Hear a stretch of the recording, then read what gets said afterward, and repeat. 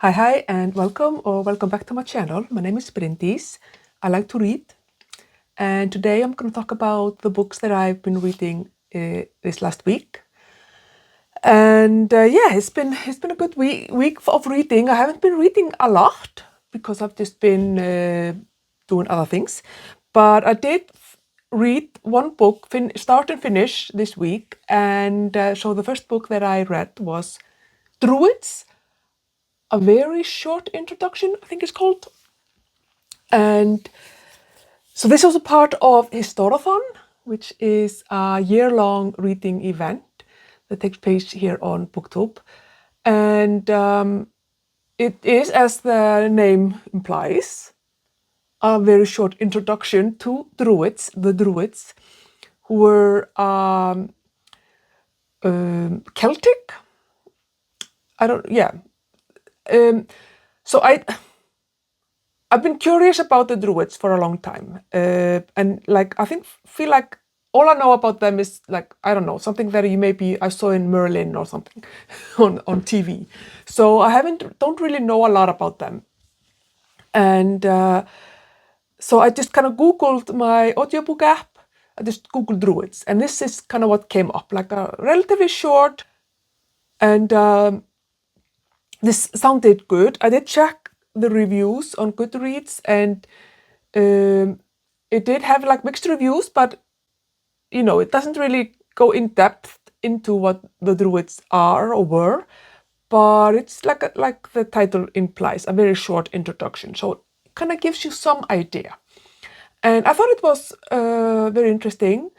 It did talk about how the Druids, as it felt like I'm still confused whether the Druids were like people, like a tribe, or like a nation, which is obviously a word that wasn't used at the time, or if it's just the priests or the religious people, like the people that performed ceremonies. I'm still a little bit confused about that, but it feels like they may have begun as kind of a tribe of people, or just like people, and then as Britain was obviously Christianized, Romanized, they kind of died out because it's a pagan.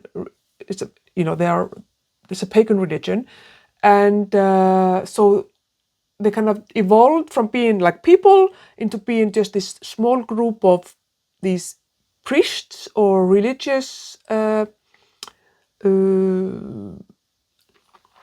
I said, people that conducted these different pagan ceremonies, and then kind of slowly kind of died away. So I'm not quite 100% sure that I understand their origins all that well, or like their kind of the involvement, the evolution of their kind of history. But it was very interesting, and yeah, it's a like a time of history, like around year zero, and like maybe 200 years before and 200 years after. I think it's a very fascinating history because there was just so much societal change in Europe. I'm mostly talking about European history. So much societal change from like the Roman Empire, and then as Christianity started to spread, and obviously the Roman Empire was expanding to the more northern parts of Europe. And yeah, it's a very fascinating time period, but doesn't seem to be a lot of sources, except mostly like from the Roman perspective. So how accurate the sources are, I think, can be debatable. But obviously, also I know that there are also some what's it called, like archaeological stuff as well. But yeah, anyway, I think it's a really fascinating period, and I'm still thinking about what I want to read for March for this event. So we're still in the first quarter, which is prehistory until the year 500 EC. Yeah, no, CE. Yeah, yeah. But it was good. was good. I would say 4 stars, because I was engaged with the book and interested in what it was saying. It didn't really tell me a lot about Druids, or like I didn't really learn a lot about the Druids that I didn't know already, to be honest. But it was fine. It was fine. So the other book that I've been also reading quite a lot is Camilla by Frances Burny, and this I kind of got sick of it. So that's why I decided to go and read this Druids book or listen to it as an audiobook, because I kind of got a little bit tired of Edgar in Camilla. He's like so judgmental. Like Camilla cannot do anything, and he is like judging her for being flippant and being corrupted and being, I don't know, like only like I'm like, Jesus, like, give the girl a break, like. But I am still enjoying it, and I've started reading it again or listening to it again, and there are just Camilla. I really like Camilla as a character. I think that she is very realistic as a young girl who's very kind of innocent and sheltered, and is kind of being thrust into the world, and she's discovering that there are people in the world that are not innocent and nice necessarily, and she's kind of figuring out how her kindness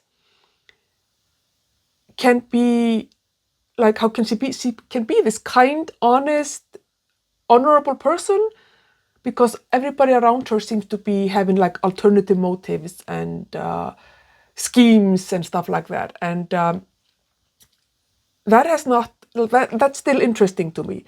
I'm just tired, a little bit tired of Edgar, because like I said, he's like following Camilla around, making sure, like spying on her. Like, he's very creepy, to be honest. But I'm hoping that will kind of evolve, and because I'm pretty sure that it's a romance, so I'm pretty sure they will end up together. But at the moment, I'm like hoping that, like, don't marry that guy. He's like very controlling. Anyway, I'm still enjoying it, so I'm definitely continuing on. I'm just a little bit over halfway done, so it'll be interesting. I'm very curious to see how it develops. And now I'm at the time where Camilla has been away with friends, and now she has gotten a letter that she needs to come back home because her cousin, who has been away the entire book, I think he was at Eton, and then he was at, I think, some college, Oxford probably, and then he's been abroad for his studies, but he's been called back home by his uncle because he's supposed to marry Camilla's sister. I don't think he really knows that he's supposed to marry her, but now he's coming home, so it will be very curious to see how that all develops. So Camilla's sister is her sister she got smallpox, so she's not as beautiful as she should be as a woman, a young woman, but she's also the heiress of her uncle, so she has a fortune. So things are getting very interesting. I'm looking forward to seeing how that all plays out. Another book that I'm also still reading is Conversations with Friends. I have read quite a few chapters since I've been here, where I am at currently, and but I just don't have the time or the capacity to be honest to be reading physically, because when I want to read, I just want to have my eyes closed and listen, and it's just too many people around for me to be able to really read. But I am enjoying this book again. It is surprisingly spicy, which I wasn't expecting, but it's very interesting. And I know that Sally Rooney has the book called Normal People, and I feel like that's basically what this is. I can definitely see myself in the as Frances, who's the main character here, and even though like in the classics literature, like Camilla, I can like imagine myself in her shoes, but I can't really be in her shoes because it takes place 250 years ago, and things are just people, and how you think and how you act is just so different, even though kind of the core humanity is the same. In this book, especially because I used to live in Dublin, I could have been Frances, kind of, almost. So I enjoy that. It's very just normal things, normal life with some spice. So that's that. And then the last book that I have not read a single word in this week is Crime and Punishment. And yeah, I will get to it again for sure. And but I'm not in a hurry as well. Like, I'm trying to remember that my life and my reading is not on a deadline. And that's something that I've had to relearn, because for such a long time, my life was all about my PhD deadlines. And I don't have any PhD deadlines. I have work deadlines. I have a lot of deadlines. I have a work. My job is very deadline focused, but everything else does not have to have a deadline. So even if I don't read a lot, that's fine. So this is going to be a short video, but that's okay. That's just how my reading week went. So I'm trying to tell myself that is okay. But I would like to try to finish Conversation with Friends, because I want to get to my diversity book before the end of the month. So yeah, a little bit of a deadline, to be honest. But I want to get to this one soon. I did take it with me here because I thought I would have finished. But for that reason, I would like to finish this one, but just so that I can start on the other one. But again, there is no stress. I'm just reading as I'm reading, and it's lovely. It's absolutely lovely. But yes, so that's what I'm reading, what I finished and what I'm currently reading. And yeah, I'm just going to continue on with that. I do hope, like I said, to finish Conversation with Friends. But I think I also said that last week. So, like I said, we'll see how that goes. But Camilla, again, I think I'm just going to try to finish Camilla and then get into Crime and Punishment. I think that's going to be the strategy. Unless I get really sick of Camilla again or Edgar again, maybe then I will take a couple of days break and listen to Crime and Punishment. But I think that the reason for why I kind of got off Crime and Punishment was not because, the book is extremely good. Like, the quality is, but the atmosphere in the book is very heavy. And I think it was probably not a good idea to start reading it in January and like early February, because I live in Iceland. It's very dark here in the winter.